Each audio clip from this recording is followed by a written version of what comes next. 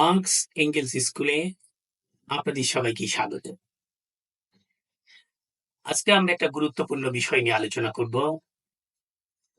আমাদের আলোচ্য বিষয় হিসেবে থাকবে গণ অভ্যুত্থান উত্তর বর্তমান পরিস্থিতি, মুক্তিযুদ্ধ ও গণ অভ্যুত্থানপন্থীদের সামনে চ্যালেঞ্জ।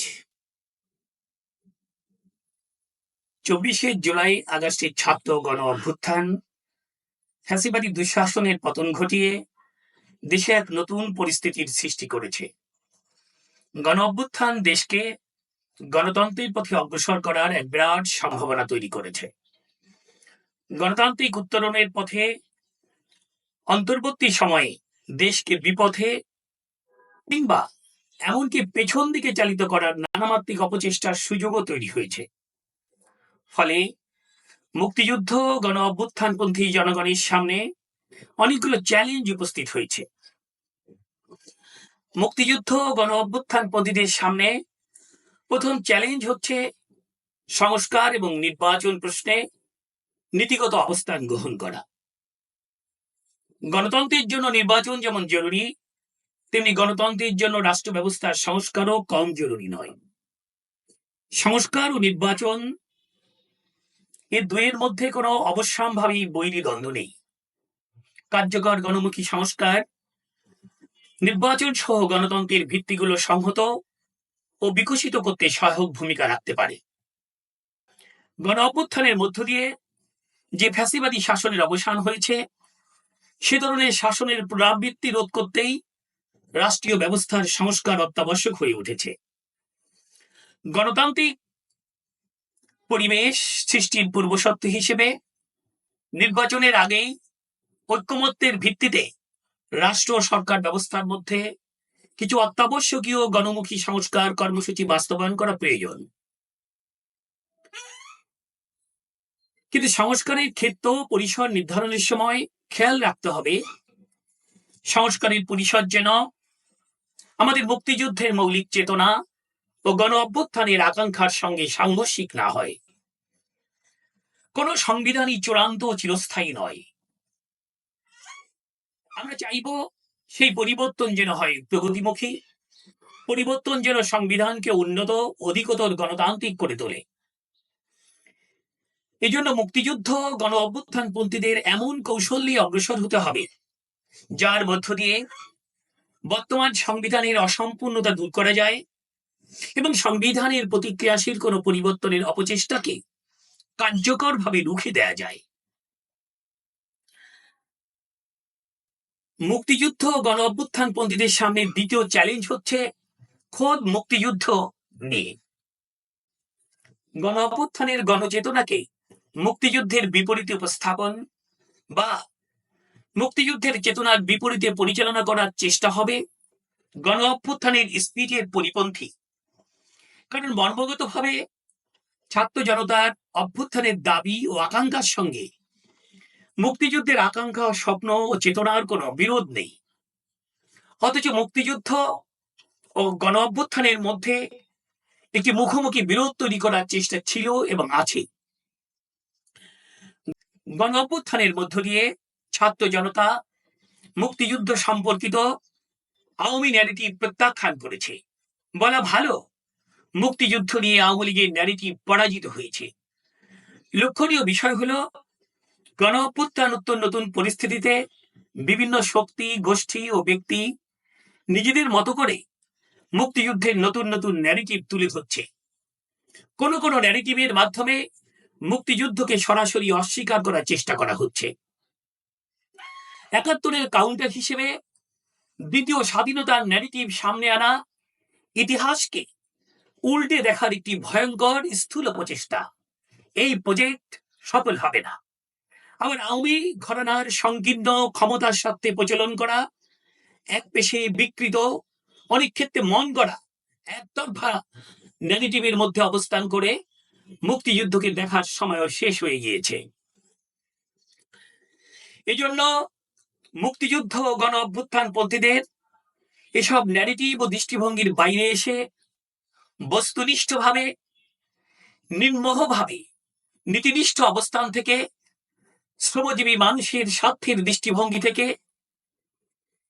ইতিহাসকে, বিশেষ করে মুক্তিযুদ্ধ সম্পর্কে নতুন ন্যারেটিভ গড়ে তুলতে হবে, যে ন্যারেটিভ সত্যিকার অর্থেই বাংলাদেশের ইতিহাস, বাংলাদেশের মুক্তিযুদ্ধের ইতিহাসকে যথার্থভাবে প্রতিফলিত করে।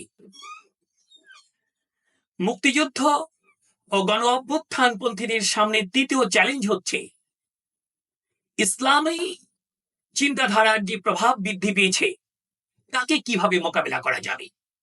অনেকের কাছে উদ্বেগের বিষয় হলো মধ্যবিত্তের একটি বিশেষ শহুরে সাংস্কৃতিক বুদ্ধিভিত্তিক পরিসরে ইসলামিজমের প্রভাব বেড়েছে।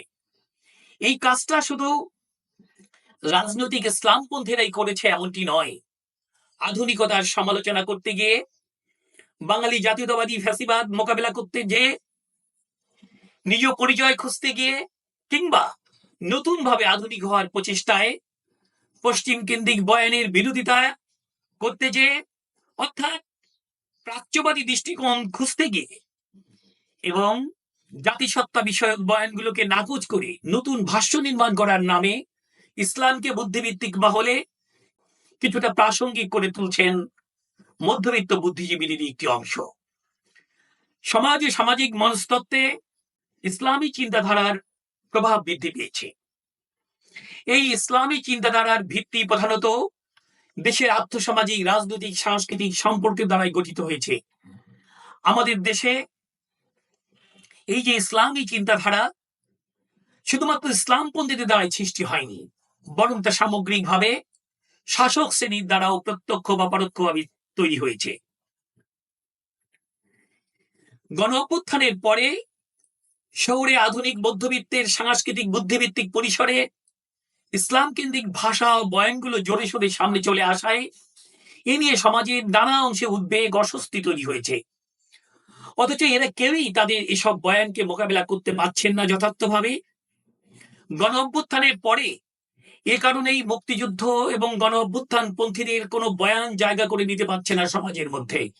আর সে কারণেই কারো কারো মনে হচ্ছে দেশটা জামাত সহ ইসলামপন্থীদের কবজায় চলে গেছে।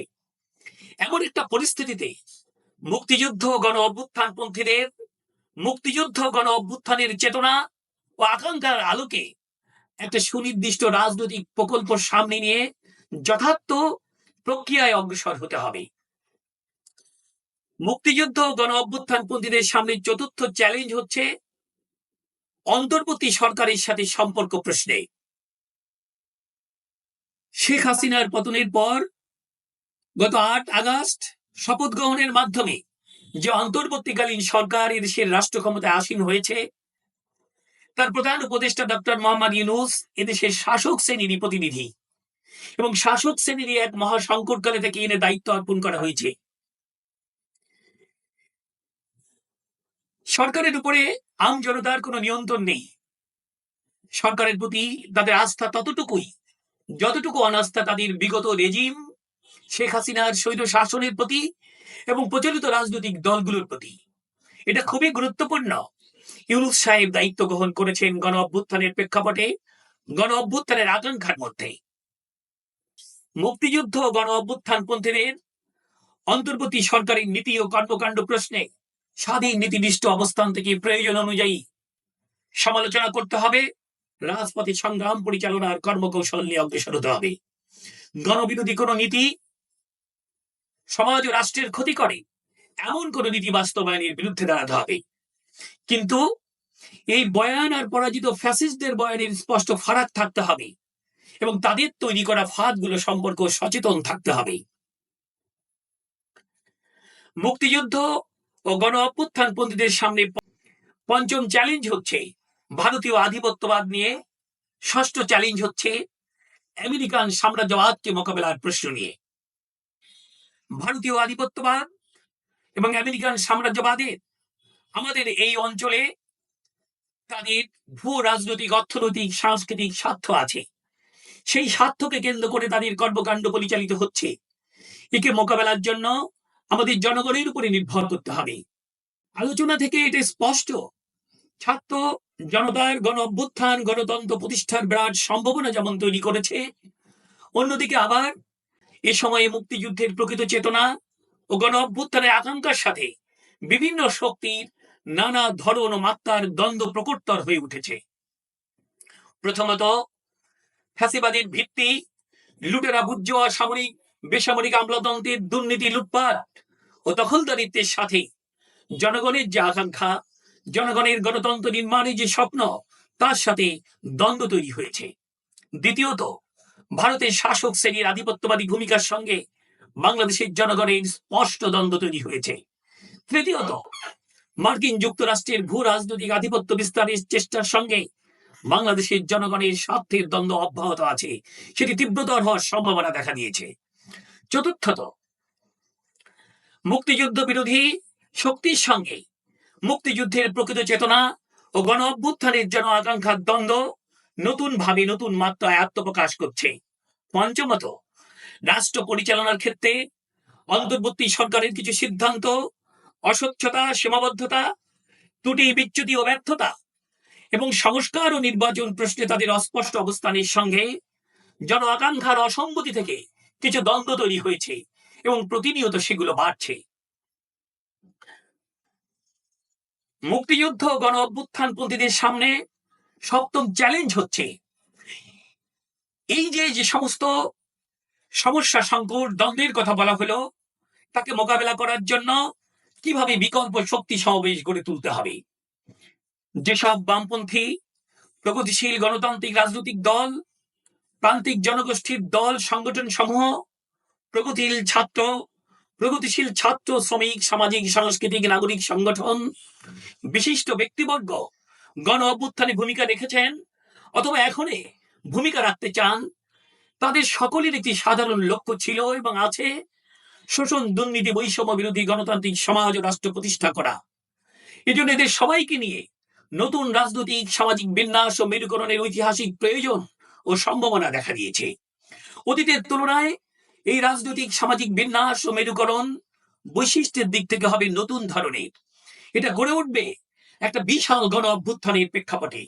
মুক্তিযুদ্ধ ও গণ অভ্যুত্থানের আকাঙ্ক্ষা বাস্তবায়নের লক্ষ্য থেকে শুধু মুক্তিযুদ্ধ বা শুধু গণ অভ্যুত্থান নয়, এই দুইয়ের আকাঙ্ক্ষা বাস্তবায়নের লক্ষ্য থেকে এই মেরুকরণে শুধু রাজনৈতিক দল থাকবে না, রাজনৈতিক দলের সাথে থাকবে আন্দোলনকারী প্রগতিশীল ছাত্র, শ্রমিক, সামাজিক, সাংস্কৃতিক, নাগরিক সংগঠনগুলো, থাকবেন বিশিষ্ট ব্যক্তিবর্গ।